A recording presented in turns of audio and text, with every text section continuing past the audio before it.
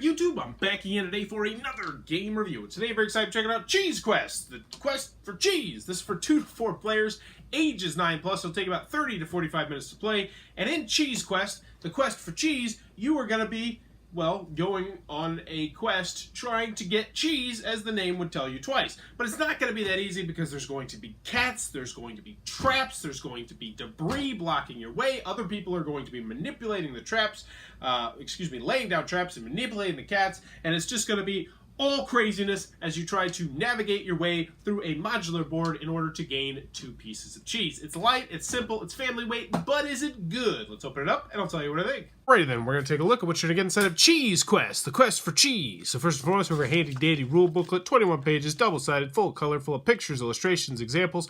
Very well done rule booklet, should have you up and running in no time at all. So big thumbs up on the rule book. So in Cheese Quest, the quest for cheese, you are going to be taking control of a mouse, aka one of these little round discs, and you're going to be moving yourself around the board trying to acquire cheese, aka these yellow pieces that are scattered all around the board. But it's not going to be that easy because around the board there will be kill traps, there will be glue traps, there will be debris blocking your way. There's going to be cats which will spook you out and make it so that you can't move and that you drop your cheese. And also other people are going to be playing these cards over here trying to hinder you and help themselves. What am I talking about? Let's go over the components. Let's get in the gameplay. First, let's talk about the stuff that you're not seeing, which are all these extra tiles right here. So there is going to be a modular board to this. These are double-sided, and each one is slightly different. And I played this about 5 times now, and while they don't make the game feel drastically different, they do make the game feel slightly different, which is always a good thing. I'm not going to complain about more variability. Another thing that I want to mention is that the starting nest tile right here is double-sided. There's an advanced side and a more simple side. I'll tell you in the pros and cons, I always recommend the more advanced side, but if your kids are really super young, maybe the beginner side, but I'll talk more about that later. Now, I have the game all set up, and you're going to set out stuff based on what's on the board. So you'll see right over here, there's a little cat spot right there, which means you're going to put a cat right over here. We have cheese, so we're going to put a cheese out there. And what you're going to do at the beginning of the game is you're each going to get 2 cards right here. Now, you're going to use the cards to give you special abilities to move cats, to place debris, to place traps, to give you a special ability for that round. Or you can also use it as a tiebreaker at the end of the game. I would not recommend that, but it is something that you can be used as a tiebreaker at the end of the game. Next, everybody's going to get a player aid card, which is actually super useful. It has who you are, even though, I mean, you're not really going to look at that. But more importantly, is the color around the back, the outside, which is nice. And what are you going to do? So the first thing you're going to do, remove any yarn shadow tokens you added last turn. Those are specific tokens you will add if you have cards that will allow you to do it. Then you're going to spend up to 3 actions. And this is the main aspect of the game. On your turn, you're going to take 3 actions attempting to get the cheese from here and bring it to the nest. The first person to bring 2 there is going to trigger the end of the game. So the action you're going to take most of the time is you can move 1 space. Boom, you move a space. Pretty straightforward. You can be in spaces with other people, but you do not want to be in the same space as a cat because that will mean that you're shook up, which I'll talk a little bit about later. Next thing you can do is if you're on a space with cheese, you can pick up that cheese and boom, you put it right on top of your head, and that will cost you an action. So right there, I would have an action right there, and then I could take, another action to move a space or something like that. Next action you can do is you can steal a card from the pantry. So there's always going to be 3 cards over here for you to pick up. Now let's take a look at one of these cards and show you how it works. So first thing we have squeeze. Move your mouse through a wall into an adjacent space. Very, very useful card for getting you from here to there and getting you there faster. Also, you'll notice on the bottom right-hand corner, it has a 3 on it. That's just used for tiebreaker scenarios at the end of the game, because you can have ties in this game, especially when playing at 3 or 4 players. It'll happen quite a lot. And then right up here, you're going to have another symbol. Now, the symbol in the upper left-hand corner means that if you have 2 of that symbols, you can get rid of something. So, for instance, if we had 2 mousetrap symbols, 2 cat symbols up in the upper left-hand corner, that means if we were next to a spot with a cat, we could spend those 2 cards and actually physically remove the cat from the game, which, very useful for you, but also useful for other people. So you have to kind of weigh whether or not you really want to remove something. Like a trap right here, you get rid of a trap, boom, you can start taking that cheese, so it's a yes, but a cat, you might not want to do that.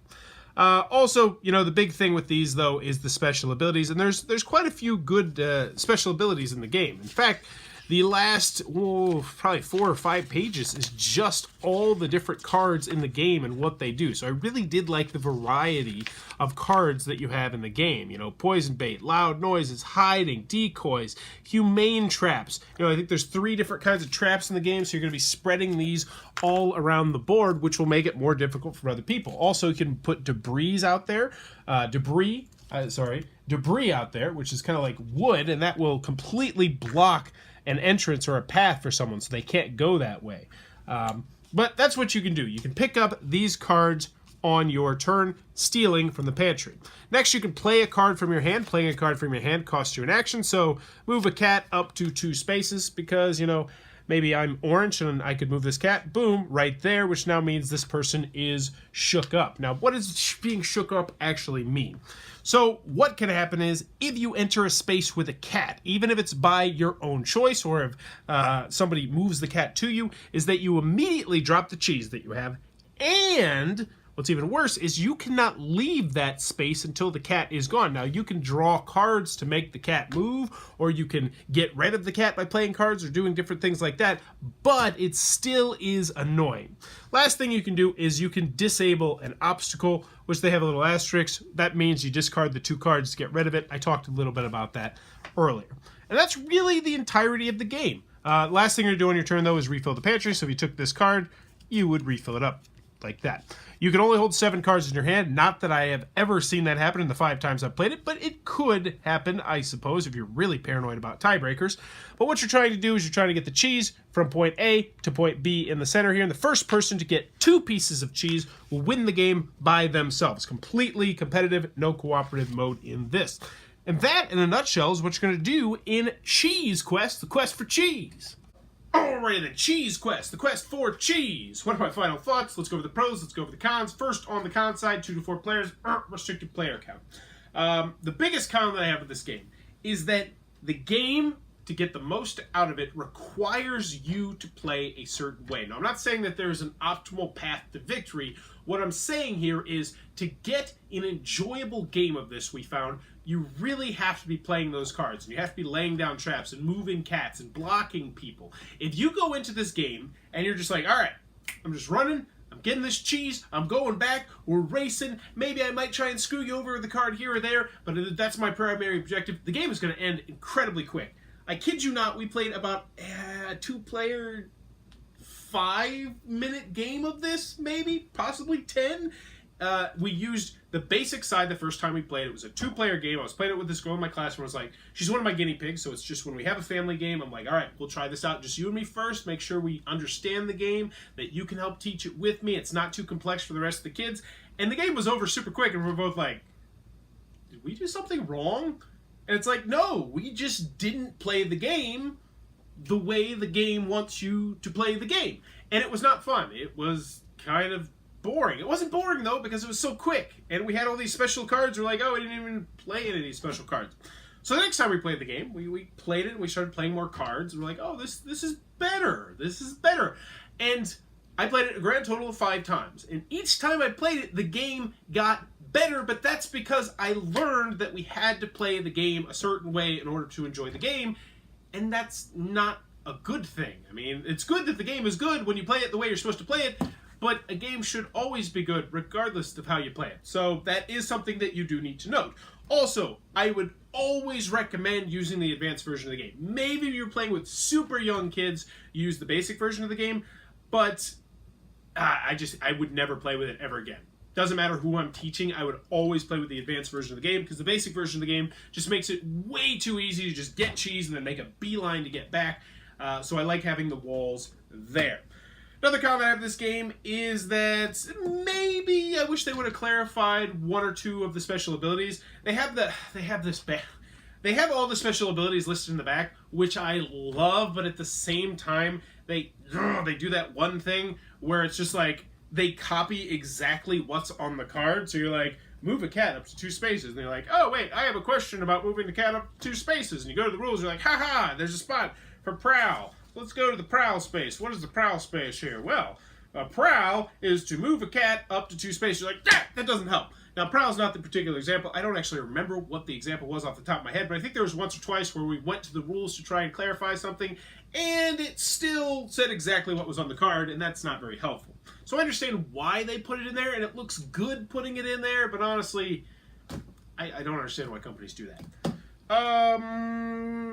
Any other cons I have with the game? You know, it's light, it's simple. I don't think this is going to be a game night game for most. That being said, if you are on the gateway side, you're getting new into the hobby and you're looking for something lighter, I think this could work as a game night style game or a couples get together game. I liked it best at 4 players. 2 and 3 was okay, but I liked it best at 4 because you just have more cards, you know, more people attacking the person that might be winning, because that really made the game better. But then at the same time, if you don't like games where there's going to be a little bit of take that, a little bit of attacking people, trying to screw them over, this one might not be for you, because as I mentioned, you definitely need to do those things to get the most out of this game. Last con I have the game is component-wise. You know, they got these really cool little mouse meeples, despite the fact the game is actually about being, or they got this really cool little cat meeples, despite the fact the game's actually about the mice. So I don't know what that's about. I feel like you should really, you know, emphasize the mice trying to steal from the cats as opposed to the cats, because the cats are the bad guys in this game. But anywho, that's more of a con that my kids in my class who are, you know, 7 to 11 years old mentioned. Moving on to the pros, I'm going to put it very cut and dry like this. If you play this game and you just race to get cheese and race back and maybe use 1 or 2 cards throughout the game, you're not going to have fun with this game. It's not a good game. Also, on the basic side, no. If, however, you have 3 or 4 players, I think, and if you are also using those cards and laying down traps and moving cats and doing all the different stuff and the cool special abilities on the cards, I think this is a good to very good family weight game. So that's pretty much what it is. If you are willing to play this game the right way, and if you have 3 or 4, because 2 players, even with 2 players, us doing it the right way, we didn't have the most fun with it. I think Cheese Quest is a good family weight game to a potentially very good family weight game, because the kids in my class really did enjoy this game. Easy to learn, easy to teach, good rule booklet, good components, aside from, you know, the fact it'd be nice if it had little mice meeples or something like that, but that's completely unnecessary. You know, there's a modular board, which I've always liked. The tokens look nice. I like the artwork. There's a good deal of special ability cards. I was very pleasantly surprised by how many special ability cards were in the game.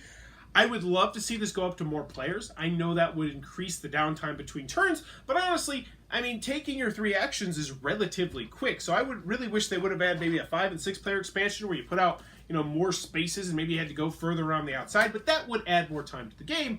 But that's another thing, like the 30 to 45 minutes that's on the box, I don't know what game they were playing. We did not take 45 minutes with our game. I could not imagine taking 45 minutes to play this game, to be honest with you, but maybe that's just me.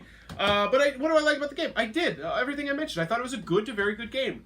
Will I be keeping the game? That's the question. So I'm not going to be keeping it at home, but I am going to be keeping it in my classroom for a trial basis because the kids did enjoy playing it.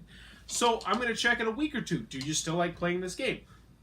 So for right now, yes, I'm keeping the game in my classroom to play with the kids, but at home, I don't think it would make the cut. Because while I do think it is good to very good when played correctly, I have a lot of great family weight games that you can pretty much play however the heck you want, and they're going to be, they're always going to be good to very good to great.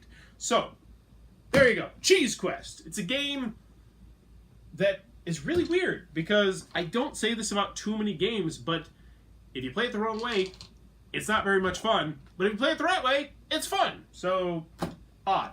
There you go. Cheese Quest. The quest for cheese. Oh, last con. Come on. Put some stuff in the back of your box. I hate this. Nobody likes this. Nobody wants to see this on the back of the box. Put pictures of stuff and things and components or something. I mean, come on. But there you go. That's Cheese Quest. The quest for cheese by unnamed company. It's not on the box. So there you go. If you enjoyed this review, please click on that subscribe button down below in the comments below. Let me know. Can you think of another game that you played a certain way is not fun? Very personally, I can think of some deck builders, for instance, where if you play it a certain way, it becomes not fun. Like an example for me might be Dominion, where someone plays just the crazy card draw strategy, where it's like, oh, draw a card, draw a card, draw a card, draw a card, action, draw 3 cards, do this, draw that, do that, that. So when you go heavy on actions and your turn lasts like 3 minutes, and then everybody else is like, I have $4, I'm buying a silver, I have $2, I'm not going to buy anything, and it's back to you, and you're like, draw, curse, draw. So I would say that would be another example of that, but I really can't think of too many on the top of my head. Let me know in the comments below. Can you think of another game that if you play it a certain way, just makes it not that much fun? And as always, thanks for your time, YouTube.